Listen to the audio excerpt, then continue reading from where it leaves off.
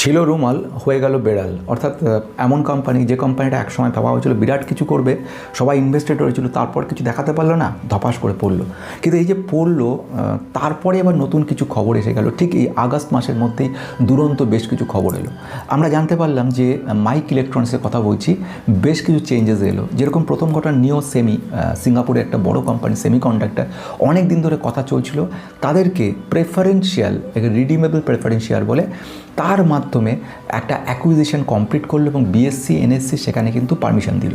এছাড়া আর অনেকগুলো বড় বড় গুরুত্বপূর্ণ খবরের মধ্যে নেগেটিভিটি তৈরি করলো শেয়ার ডাইলিউশন।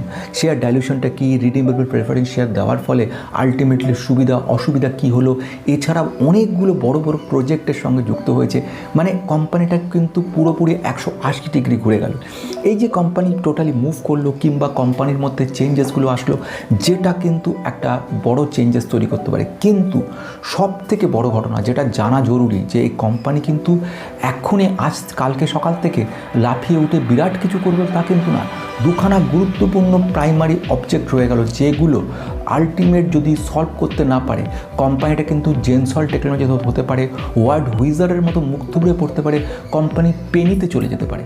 কোম্পানির মধ্যে পোটেনশিয়াল গ্রোথ রয়েছে, তার বেশ কিছু পজিটিভ ব্যাপার রয়েছে, সেলস গ্রোথ 181% রয়েছে, এতগুলো পজিটিভিটি রয়েছে।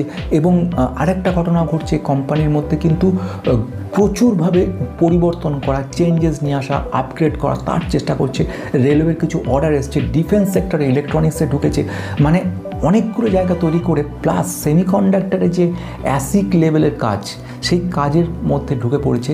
এইগুলো আলটিমেটলি কিন্তু গেম চেঞ্জার হতে পারে। কিন্তু দুটো গুরুত্বপূর্ণ পয়েন্ট রয়েছে। এই যে গোটা ব্যাপারটা ফান্ডামেন্টাল বলি, ম্যানেজমেন্ট কথা বলি, নতুন খবর 4-5খানা খবর রয়েছে সেগুলো নিয়ে কথা বলি, সবগুলো কিন্তু গোটা ভিডিওর মধ্যে বলেছি। এখানে এত ছোট জায়গায় সব কিছু বলা অসম্ভব, সেজন্য ভিডিওটা ভালো করে লক্ষ্য রাখবে, পয়েন্টগুলো নোট করবে, চিন্তা করবে যে তুমি এখানে থাকলে কি করতে বা কি করা উচিত।